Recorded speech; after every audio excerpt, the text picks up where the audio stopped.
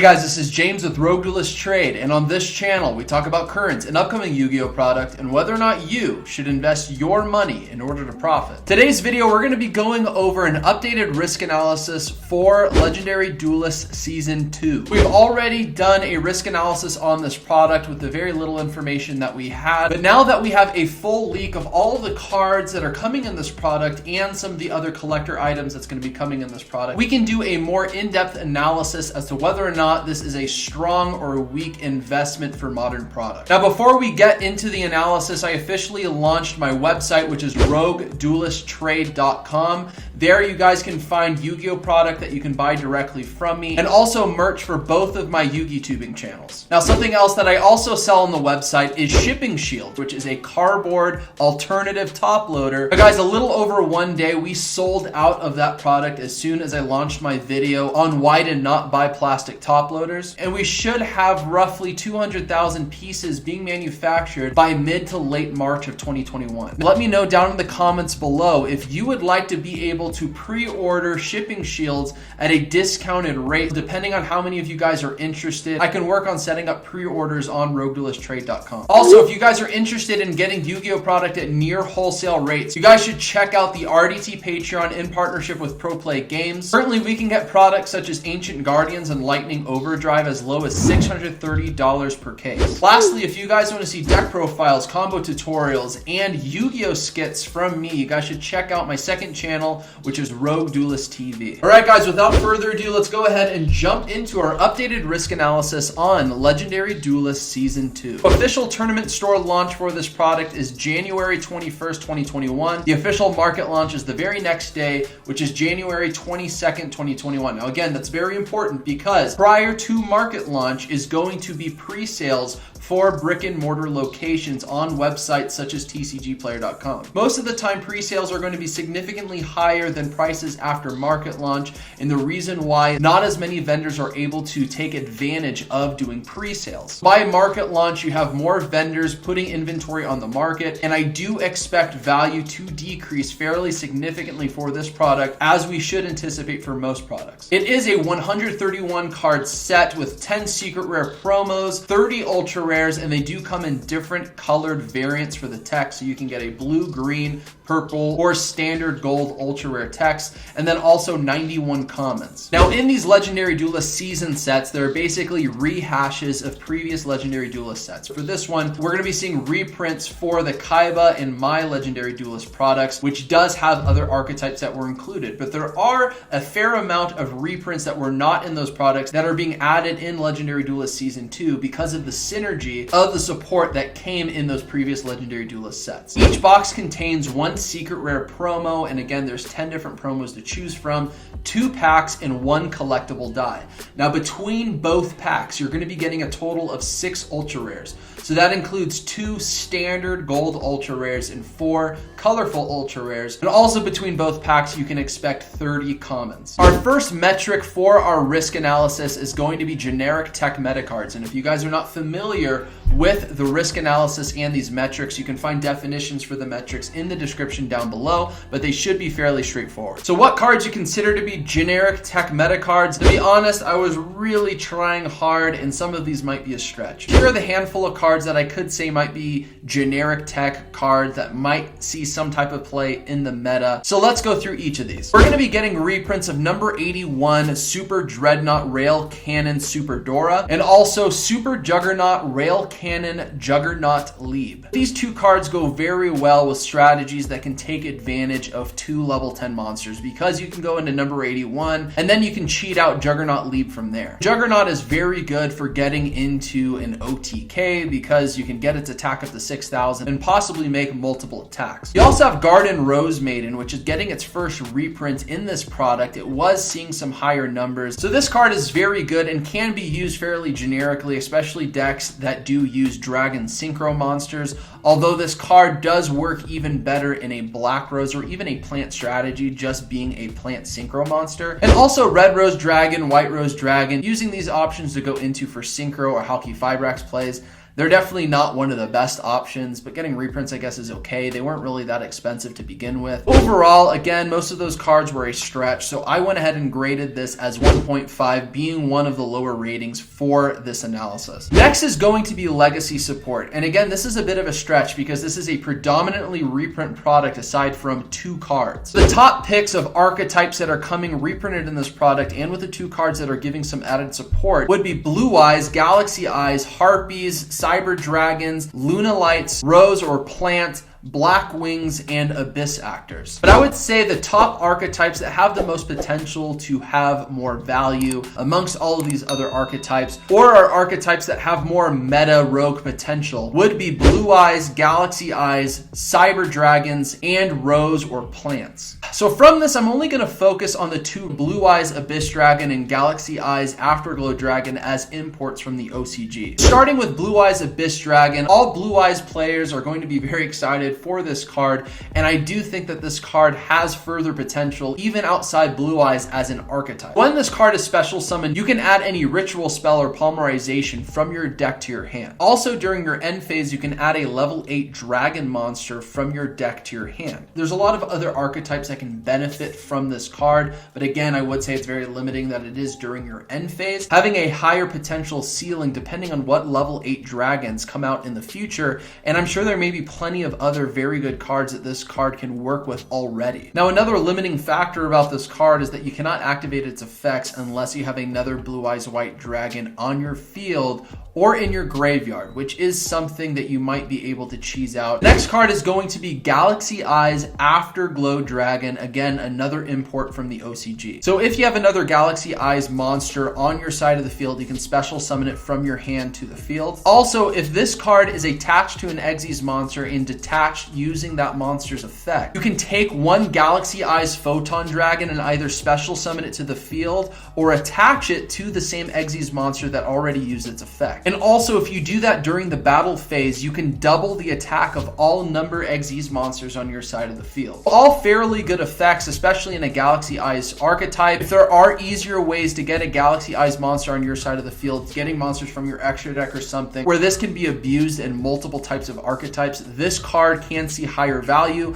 but within the Galaxy Eyes archetype, definitely a staple. I would say with all the archetypes that I showed you guys that are getting reprints in this product, and 2 cards that are coming in legacy support for one of the most fan favorite archetypes, which is Blue Eyes, and also another fan favorite archetype, which is Galaxy Eyes, I went ahead and graded this as a 3. Next metric is going to be impact to the meta format. Honestly, you have things like Blue Eyes that might be a better rogue strategy, even Galaxy Eyes might be a bit better, but honestly, this is a predominantly reprint product. Blue Eyes Abyss Dragon and Afterglow Dragon, I really don't think it's going to make that significant of an impact. Again, the meta could find ways to use them in other archetypes to be used a little bit more generically. But with that said, I went ahead and graded this as a 1.5. I really feel 2 cards being the only new imports coming into the TCG and being a predominantly reprint product for more casual strategies, I think 1.5 is warranted. Next is going to be collector value, which is what I think this product is trying to reflect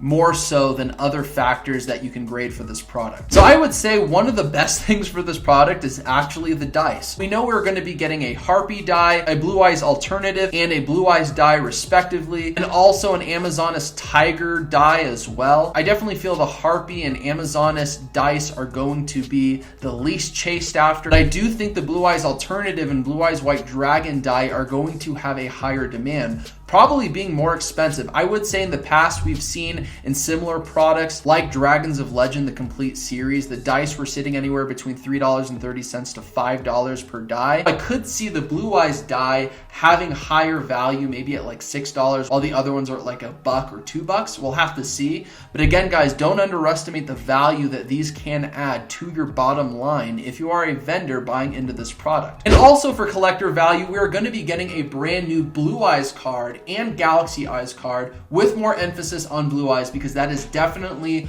one of the most fan favorite archetypes in all of Yu-Gi-Oh! And guys, we are going to be getting a reprint of Blue Eyes White Dragon, the classic Manila monster from the original series. Now, I believe there are a few different alternate arts of Blue Eyes White Dragon that we have not seen yet, and we don't know for sure what the rarity is going to be for this. So I just wanted to call this out. This very well could just be one of the generic Blue Eyes prints that we've already seen, and it might even just come as a common or something and be very low value. But if it is one of the Blue Eyes alternate arts that we have not seen, that does add to a level of collector value and may add more value to this product depending how high of demand is going to be for it. So I went ahead and graded this as a 4, maybe could have been a 3.5, but I wanted to give some more benefit to the product, especially with the dice. I do feel those dice can hold value more longer term, so I felt a 4 was fair. Now going into reprint ratio selection. So reprint ratio, you want a very low reprint ratio because reprints is always diluted value of those cards, but sometimes getting a good reprint selection, if cards are being reprinted,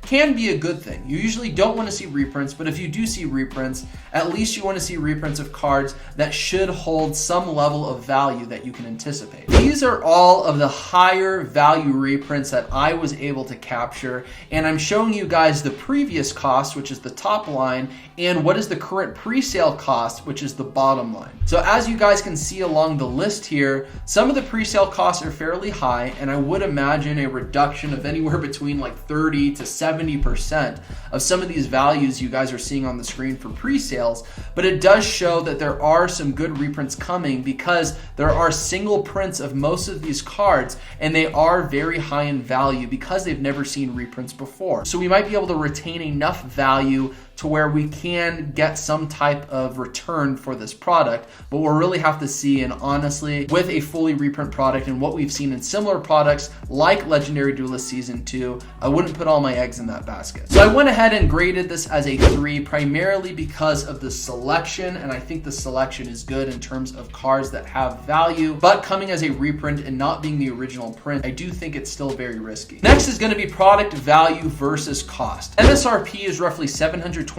per case, and I believe you get about 48 boxes in every single case. Now on the RDT Patreon, you could have gotten this at $450 per case during the pre-orders that we had on the Patreon. Now to help us estimate potential value, I think it's important to look at the ratios. Now we don't know the actual ratios yet, but just using simple math and assuming if we did get an even distribution of ratios, so meaning nothing is short printed or over printed, we would be seeing roughly 4.8 of every single secret rare per case, 9.6 of every single ultra rare per case, and that's assuming all of the different color variants, 15.82 of every single common per case, and 12 of every single die per case. So this does show that these cards are not going to be that difficult to obtain if you're trying to find a particular card in this product. So we could see cards like Blue Eyes Abyss Dragon and Galaxy Eyes Afterglow Dragon being short printed, which could make those cards have higher value. And regardless, those cards are going to hold higher value because they've never been printed before, and while all these other cards have already been printed and are being reprints, so that means they're already in the market today, making more quantities on the market between all of the different printings, lowering the value. Now, although we should be seeing roughly 12 of every single die per case, the Blue Eyes Alternative and Blue Eyes White Dragon dice are going to probably hold higher value. So you might have roughly 24 dice in every single case that may be lower value and not giving you a higher return. I would say, assuming the performance very similarly to Dragons of Legend, the complete series, where you did get dice, a promo card, and also 2 sealed packs, there is a way to look at this product to where it may be profitable. If you opened every single box, separated the dice and the secret rare promo card, and kept your packs sealed, and you sold your packs individually sealed, and you sold your promo cards, and you sold your dice, you actually could see a roughly 23% profit. And that's assuming every dice at roughly $3.30 on average. And I do think that is possible on average, at least, because I think the Blue Eyes dice may hold higher value while the other dice will likely hold undervalue. But there can be a possible margin that you could see on this product if you look at it that way and do not actually open the sealed packs,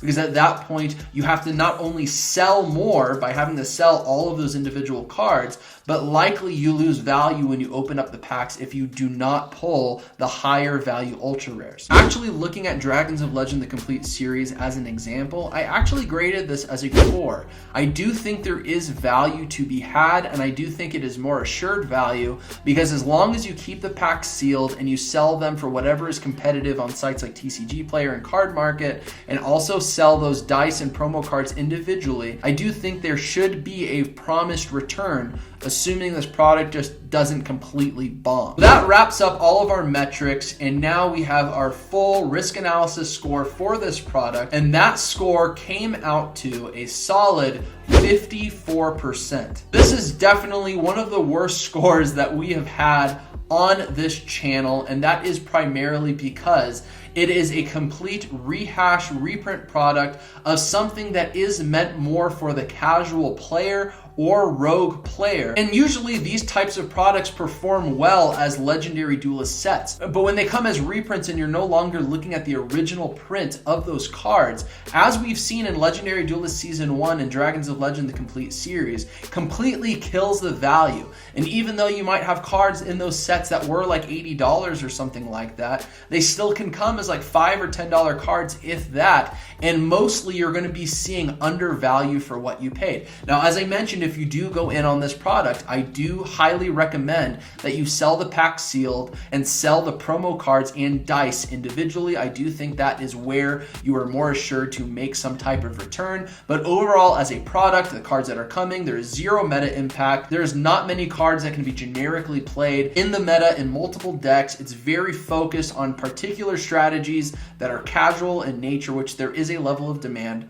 But again, being primarily reprints, I do think that this product is high risk. All right, guys, so that ends it for this risk analysis video. I'd like to know what you guys think. Is this a product that you invested in? Well, let me know what you guys think. Do you agree, disagree with me? Let me know down in the comments below. If you guys enjoy videos on analysis on modern Yu-Gi-Oh product, whether to invest, not invest, stop right now and subscribe to this channel and hit the notification bell so you don't miss any videos from me. And also, if you guys enjoyed this video and want to help support this channel, in order to help the YouTube algorithm, make sure you stop right now and like this video. If you guys haven't noticed, we changed the audio. We have a new mic that we are using to help increase the quality of these videos. So I appreciate you guys supporting me so I am able to make these little investments and stuff like this to help better the channel. Check out RogueDuelistTrade.com if you want to support me by buying merch or buying any Yu-Gi-Oh product directly from me. Also, guys, let me know down in the comments below if you guys would like to pre-order Shipping Shields, which is the cardboard top loader that I've talked about on this channel. If you guys would like to do that, I can figure out a way to open up pre-sales on RogueDuelistTrade.com. But guys,